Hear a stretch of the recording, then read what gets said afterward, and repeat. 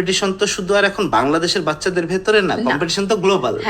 So আপনি globally compete করার জন্য যেসব দক্ষতা দরকার সেগুলো আপনার শিশুকে যদি এখন না দেন তাহলে আবার হবে না। আপনি চাচ্ছেন আপনার সন্তান সাকসেসফুল হোক, আপনি চাচ্ছেন আপনার সন্তান প্রচুর টাকা ইনকাম করুক, দেশ বিদেশ ঘুরুক, কখন সফল হবে? অনেক দক্ষতা আছে যেগুলো আসলে হাতে কলমে শিখতে হয়।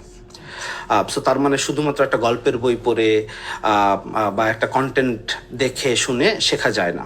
সো আমরা তখন চিন্তা করলাম যে স্কুলের তো দায়িত্ব ছিল ওই ধরনের স্কিলগুলো, গ্রুপ ওয়ার্কে শেখা, হ্যাঁ মানে লিডারশিপ স্কিল, এগুলো কিন্তু আসলে আপনি বই পড়ে কন্টেন্ট মানে কনজিউম করে শুধুমাত্র আসবে না পরিবর্তন, এগুলো প্র্যাকটিসের ব্যাপার।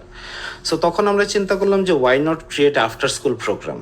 সো কিডস টাইম নামে আমরা একটা আফটার স্কুল প্রোগ্রাম তৈরি করলাম, যেখানে আমরা বাচ্চাদের স্টোরি মেকিং শেখাই, যেখানে আমরা বাচ্চাদের ক্রিয়েটিভ আর্ট শেখাই, ক্রাফটিং করা শেখাই। সো এবং কেন এই জিনিসটা, যে বাচ্চারা যেহেতু যে জিনিসগুলো ভালোবাসে, কারণ দেখেন আপনি যদি 20টা বাচ্চাকে ডেকে এনে বলেন আজকে আমরা ক্রিয়েটিভিটির ক্লাস করব, জানো ক্রিয়েটিভিটির মানে কি, এটা সংজ্ঞা কি, এইভাবে তো ক্রিয়েটিভিটি হবে না, শোনানো যাবে না এবং তারা আগ্রহ নেই, বড়দেরই তো আগ্রহ থাকে না। হ্যাঁ, সো তার মানে আমরা যখন আর্ট শেখাই বা ক্রিয়েটিভ আর্ট শেখাই, বাইরে থেকে জিনিসটাকে দেখলে মনে হচ্ছে যে ও আচ্ছা বাচ্চা ছবি আঁকা শিখছে, কিন্তু আমাদের কারিকুলামটা বা যেভাবে ডিজাইন করা হয়েছে সেটা হচ্ছে যে আমি কিভাবে বাচ্চাদের ক্রিয়েটিভিটি বাড়াচ্ছি থ্রু আর্ট, কল্পনা শক্তিকে প্রখর করছি, এবং সে যেটা ভালোবাসে আঁকাআঁকি করতে সেটাকে সে অ্যাজ এ টুল বা মিডিয়াম হিসেবে ইউজ করছে। চমৎকার। সো আমাদের প্রত্যেকটা ক্রিয়েটিভ কোর্সেস যেগুলো আমরা রান করি সেটার মেইন কনসেপ্টটাই হচ্ছে এটা। হয়তো আমি শেখাতে চাচ্ছি কমিউনিকেশন স্কিল, বাট আমি হয়তো ল্যাঙ্গুয়েজটা শেখাচ্ছি, মানে ল্যাঙ্গুয়েজটার মাধ্যমে। সো আমি শেখাচ্ছি তাকে ইমোশনাল ইন্টেলিজেন্স বা স্টোরি টেলিং স্কিল, আমি আমাদের স্টোরি মেকিং কোর্সের মাধ্যমে শেখাচ্ছি। সো কারণ বাচ্চারা ন্যাচারাল স্টোরি টেলার। আপনি একটা বাচ্চার গল্প বলতে বলেন, এক দেশে ছিল রাজা, এই সেই হয়ে গেল, আগামাথা নাই, ও নদীর কাছে গেল, দেখলো একটা কুমির, ও কুমিরের পিঠে চড়ে নদী ভ্রমণ করা শুরু করে, এটা বলতেই এবং পারে। সবশেষে সবাই বন্ধু হয়ে গেল। সো তাদের বাচ্চাদের গল্প সবসময় শেষে সবাই বন্ধু হয়ে যায়।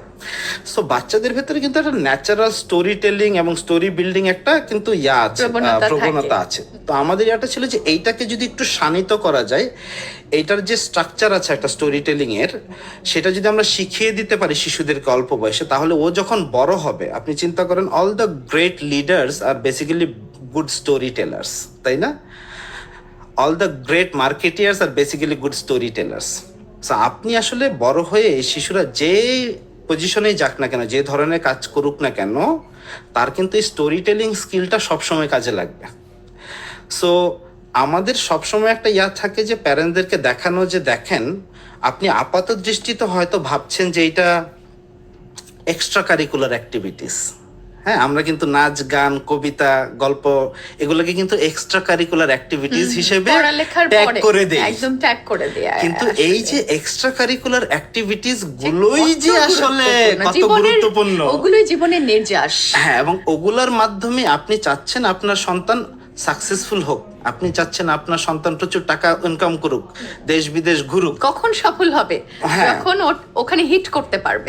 সো এবং তাহলে এই জিনিসগুলো কি শুধুমাত্র সে ফিজিক্স কেমিস্ট্রি ম্যাথে 100-তে 99 পেয়ে হবে? আমি মনে করি না, সেটা যে কোনো সচেতন অভিভাবক মাত্রই মনে হয় যে মনে ভাববে না। আর কম্পিটিশন তো শুধু আর এখন বাংলাদেশের বাচ্চাদের ভেতরে না, কম্পিটিশন তো গ্লোবাল।